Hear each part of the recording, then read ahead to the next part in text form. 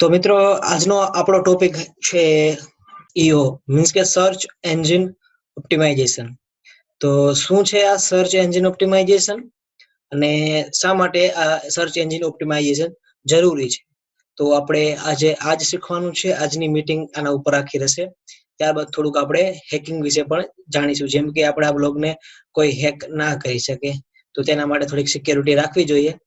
તો તે પણ આપણે આજના આ મીટિંગમાં આપણે જોશું. મિત્રો, એસઈઓ શીખતા પહેલા આપણે થોડાક બેઝિક ટર્મ્સ છે એના વિશે આપણે થોડુંક જાણી લઈએ.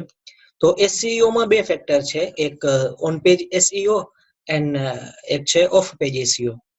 તો આ બે એસઈઓ ના પ્રકાર છે. એને ખબર પડે કે તમારે આ પ્રકારનું કન્ટેન્ટ છે. જ્યારે જે વેબસાઇટ જોશે ત્યારે એને ખબર પડશે કે તમારી વેબસાઇટમાં એક આ પ્રકારનું કન્ટેન્ટ છે. હવે ગૂગલ પાસે એવા બોટ રાખેલા, બોટ એટલે કે રોબોટ તમે કહી શકો. રોબોટ બોટ શું છે? એક સોફ્ટવેર છે જે કોડિંગ થી બનાવેલો છે. આ બોટ શું કરે કે વેબસાઇટ બધી આખા વેબસાઇટમાં ફરતો હોય, ઇન્ટરનેટમાં બધે ફરતો હોય, જ્યાં જ્યાં એને કઈ નવું જાણવા મળે પોતાની પાસે સાચવીને રાખી દે. એટલે કે માનો કે ક્રોલ તમારી વેબસાઇટમાં આખી જે ગૂગલ ના બોટ આવે તમારે આખી વેબસાઇટને ક્રોલ કરે, એટલે બધે જોવે કે વેબસાઇટમાં શું છે, વેબ પેજમાં શું એડ કરેલું છે, કેવા પ્રકારનું કન્ટેન્ટ છે, એ બધું યાદ રાખવું છે. પોતાની પાસે ભરતું જાય ને યાદ રાખવું જાય. જો તેને સારું લાગે તો ગૂગલમાં ઇન્ડેક્સ પણ કરે. ઇન્ડેક્સ કેવી રીતે કરે કે જે પ્રકારનું કન્ટેન્ટ હોય એ પ્રકારે એક ઇન્ડેક્સ કરી રાખે. જેમ કે મારી પેજમાં કોઈ વસ્તુ હોય કે અર્ન કરો વિશેની, તો રાખે દે કે આ અર્ન કરવાના કઈ ટોપિક હોય તો એમાં આપણે એ ઇન્ડેક્સ કરવું. તો ક્રોરલ છે તે બધું ક્રોલ કરે ને બધી લિંક મળે છે, લિંક ગોતે કે મારી બીજી જે વેબ પેજ છે તેમાં પણ કેટલીક લિંક છે કે નહીં, એવું બધું અમુક સ્ક્રોલ બધું ગોતતો રહે, સર્ચ કરતો રહે કે અહીંથી બીજો રસ્તો મળે છે કે નહીં. એટલે એ ઝાડ ફેલાવી લે બધે ફરતો આટો મારતો, જેને કઈ નવું મળે સાચવી રાખે. એને ગોતે કે આ નવું મળેલું છે શાના સંબંધી છે કે શાના રિલેટ કરે છે. તો આ પ્રકારે એક ઇન્ડેક્સ અને ક્રોલ બે પ્રકારના ટર્મ આવે કે જેમાં તમે આ શીખશો તો તમે એસઈઓ થોડુંક સહેલું થઈ જશે. હવે મેં તમને કાલે પોસ્ટ બતાવી અર્ન કરવાની, એમાં તમને થોડોક મેં કાલ પણ એ કીધું કે ઓનલાઈન પૈસા કમાવા જેવું સર્ચ મારે તો બીજા રેન્ક ઉપર તમને કરે છે. તો એમાં શું કરેલું હતું કે સૌથી પહેલા ટાઇટલ લખો ને તો એ પણ તમારે ફેક્ટર છે મોટું. તો આ વેબ પેજ છે, કાલે આપણે જે કરેલું ગૂગલ સર્ચ કોલમાં આપણે ઇન્ડેક્સ કરેલું. એટલે ઇન્ડેક્સ એટલે એને ખબર પડેલી કે કેવી રીતે મારી પેજ છે એમાં આ પ્રકારનું કન્ટેન્ટ મૂકેલું છે, તો એમાં મને ઇન્ડેક્સ કરો. તો ઇન્ડેક્સ કરશે તો પેલા આપણી કેટલી વસ્તુ જોશે કે ટાઇટલ શું મારેલું છે, તમે ડિસ્ક્રિપ્શનમાં શું લખેલું છે. આજે આટલું લખેલું આવે, આપણે કહી શકીએ ડિસ્ક્રિપ્શન છે, પોસ્ટ લખેલી છે. એસઈઓ માટે એક આ ટાઇટલ છે, તમે જોશો આ ટાઇટલ ને એક પરમાલિંક, જે મેં તમને કીધું હતું કે પરમાલિંક બહુ અગત્યની વસ્તુ છે. હવે અહીં તમે પરમાલિંકમાં જોશો તમને લખેલું છે કે અર્ન કરો થી પૈસા કમાવો.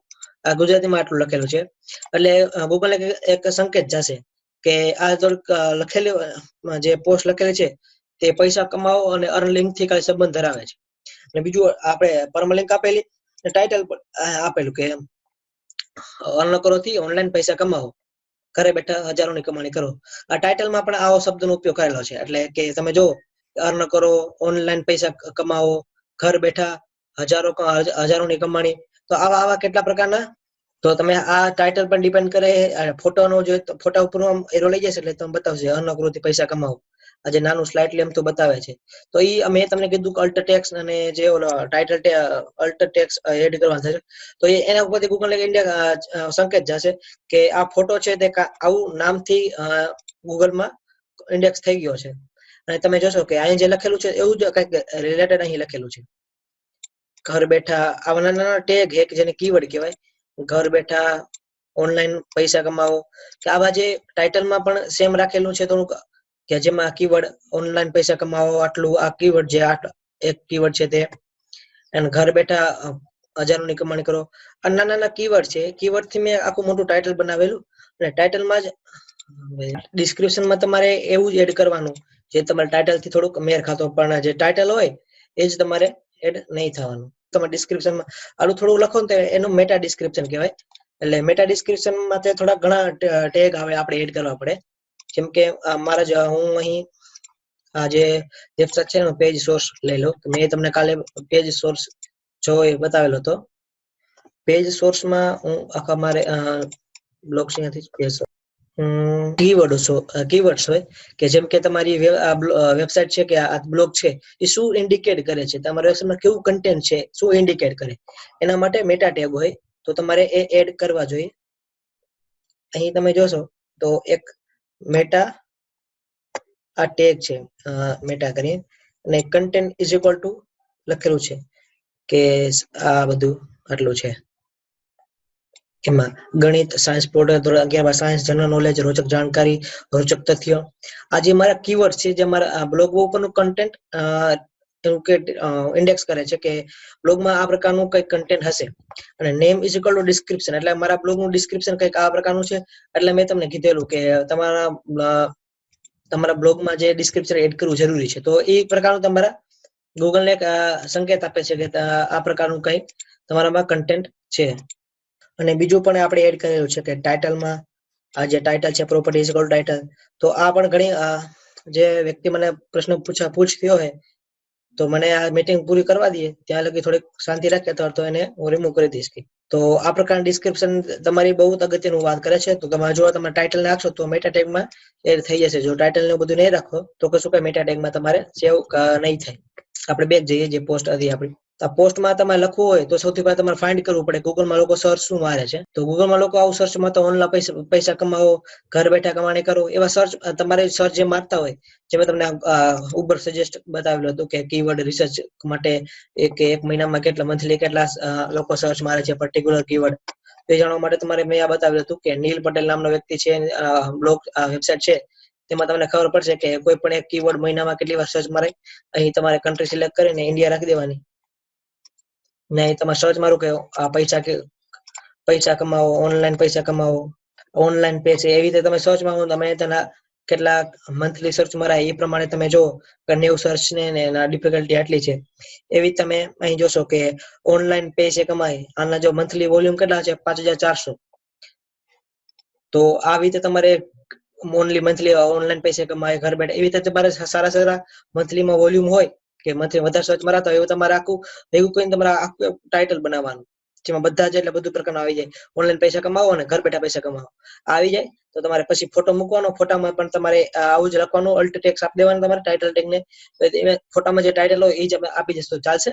થોડુંક નીચે લખી દેવાનું એના રિલેટેડ કે જેમ કે શું તમે ઘર બેઠા ઓનલાઈન પૈસા કમાવો, તો આ આખો કીવર્ડ થયો તો આવી રીતે તમારે પ્લેસમેન્ટ કરી દેવાનું.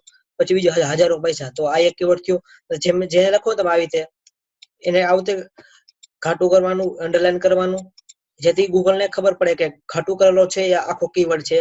પછી અર્ન કરો છે આખું જે આ કીવર્ડ એક કીવર્ડ જે હોય તમે ઘાટા કરીને અંડરલાઈન કરી દેવાની. હવે આ ઓનલાઈન કમાણી છે તો આવી તમારે જે તમે આવું સર્ચ કરીને ફાઇન્ડ કરેલું હોય કે આવું હોય લખેલું હોય ઓનલાઈન પૈસા કમાવે એપ તરીકે, તો એવા તમે આખું વાક્ય વાપરેલું હોય તો વાક્યને તમે આખું આવી રીતે આમ સિલેક્ટ કરીને અમે બોલ્ડ ને ઇટાલિક ને અંડરલાઈન એવું કરી દેવાનું.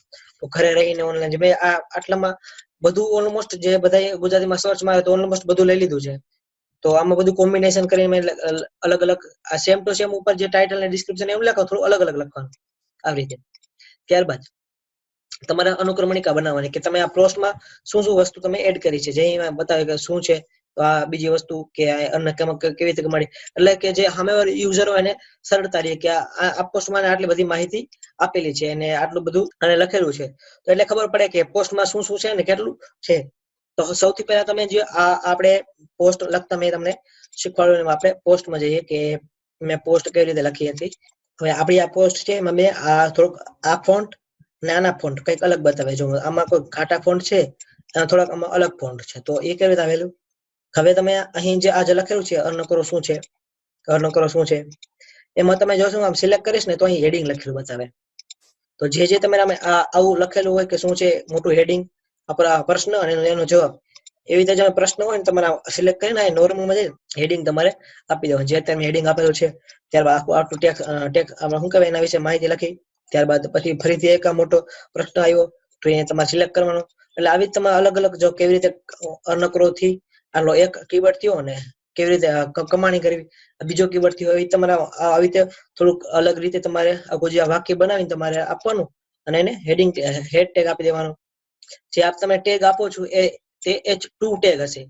તમે કદાચ HTML તમને બેઝિક ખબર હોય તો તમને ખબર હશે કે H1 H2 એવા ટેગ આવે H3 H4 H5 અને H6 H7 તો તમારે આ બધા H2 ટેગ તમારે જોશો તો કોડિંગમાં HTML લખેલું છે તો તમે જે લખેલું છે એનું અહીં તમને કોડિંગ બતાવશે આ બધું લખેલું છે જોશો તો અહીં તમે જે ટાઇટલ વાપરેલું છે તેના માટે H2 ટેગ હશે જો આવ્યું H2 ટેગ H2 ટેગમાં કેવી રીતે કમાણી કરવી તો તમારે હેડિંગ આપવાનું આવી રીતે બધું અને જે વસ્તુ જો આવી વસ્તુ જે હોય તે એવી વસ્તુ જે સર્ચ મરાતી હોય ગૂગલમાં જેમાં તમારે આમાં તમે ફાઇન્ડ કરવાનું કે આ વસ્તુ સર્ચ મરાય છે કે નહીં તો જો સર્ચ કંઈક મરાતું હોય અથવા તો તમને લાગતું હોય કે આ જે વસ્તુ છે આના રિલેટેડ છે જેમ કે અફિલિએટ પ્રોગ્રામ છે આના રિલેટેડ છે તો મેં એને સિલેક્ટ કરીને મેં થોડો અલગ કલર આપેલો અને અંડરલાઈન કરેલી બોલ્ડ કરેલો તો એવું તમે કરશો તો ગૂગલ એક સારું ઇન્ડિકેશન જશે તો આવી તમે જો અહીં હેડ ટેગ વાપરેલો પછી સ્ટેપ હોય એને તમે અલગ રીતે કલરમાં સારી રીતે આ બધું લખો તો અને જે એક ફોટો છે તેમાં કેપ્શન એડ કરવું હોય તો કરી શકશો પણ પ્રોપર્ટીઝ ઉપર જઈને તો આમાં જે તમે ફોટા શું કહેવા માંગે છે એનું લખો કે જો પેલો ફોટો એમ કહેવા માંગે છે કે અનકો એકાઉન્ટ કરી બનાવો ટાઇટલ ટેક્સમાં તમે અર્ન કરો ઓપન એકાઉન્ટ ઇન અર્ન કરો ઇન ગુજરાતી એટલે ખબર પડશે કે આ photo open account in earn કરો નામનું જે છે એના વિશેનો છે તો તમે ગૂગલમાં પણ કોઈ સર્ચ કરે કે ઓપન એકાઉન્ટ ઇન અર્ન કરો ઇન ગુજરાતી તો ફોટો તમે રેન્ક કરીને બતાવશે તો આ રીતે તમે પોસ્ટ લખી શકો છો હવે એસઈઓ વિશે તમારે પોસ્ટ કેવી રીતે લખવી મેં એ બતાવેલું મેં તમને એસઈઓ નથી શીખવાડેલું કે એસઈઓ તો શીખવા જશો તો બહુ લાંબો ટોપિક છે અને ઘણું બધું એમાં થિયરી પણ શીખવી પડશે ત્યારબાદ આપણે પ્રેક્ટિકલ ઉપર જશું અને આ એ વસ્તુ છે જેમાં પ્રેક્ટિકલ વધારે જોઈએ છે તો મેં તમને એટલું કીધું કારણ કે હજી તમે પ્રાથમિક લેવલે તમે બધી માહિતી છે એટલે કે હું તમને જો કોઈ પણ તમે પોસ્ટ લખો ને તો તમારે આવી રીતે લખવાની કોઈક એવું સારું એક મોટું ટાઇટલ બનાવવાનું મીડિયમ હોવું જોઈએ નાનું એકદમ નહીં એકદમ મોટું પણ નહીં એકદમ મીડિયમ રાખવાનું જેમાં બધા આવી જાવ છે ઓનલાઈન પૈસા કમાવા એ તમારે જે હોય તો આમાં તમારે સર્ચ કરી લેવું કે કઈ વસ્તુ સર્ચ મરાય છે અથવા તમે ખુદ ગૂગલમાં જઈને તમારે સર્ચ મારી લેવાનું જેમ કે હજારોની કમાણી છે તમારે આવું પોસ્ટ લખતા પહેલા તમારે થોડુંક રિસર્ચ કરવાનું આવી રીતે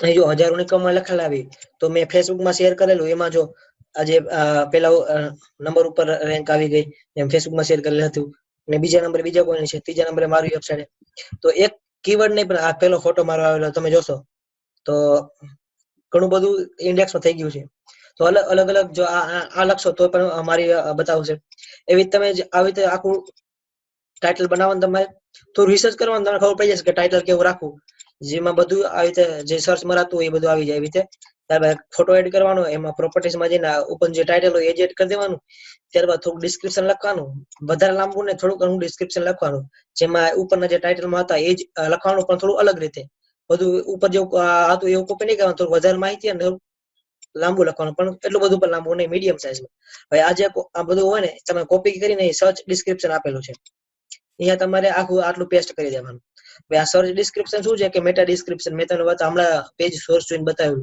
કે મેટા ટેગ હોય તમારે ડિસ્ક્રિપ્શન મેટા ડિસ્ક્રિપ્શન હોય તો એમાં તમારું આ સર્ચ ડિસ્ક્રિપ્શન નું જે બોક્સ છે એમાં લખશો એટલે ગૂગલ ને ઇન્ડિકેટ થઈ જશે કે આ પોસ્ટ આના વિશેની છે ત્યારે અનુક્રમણિકા એટલે કે ટેબલ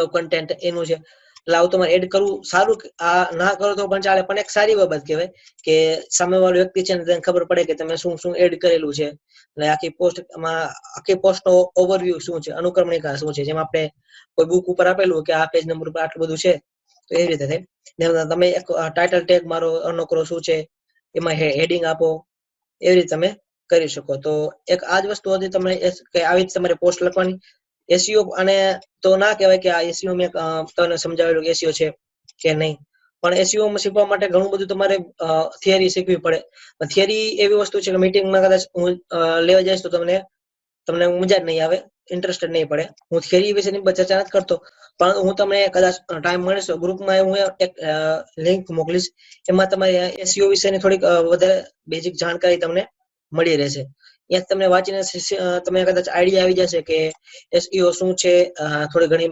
પ્રાઇમરી જે નાની અમથી ટર્મ્સ હોય કે શું છે તો તે બધું તમને ખબર પડી જશે હવે આપણો બીજો ટોપિક હતો વિથ ગૂગલ ડોર તો એ શું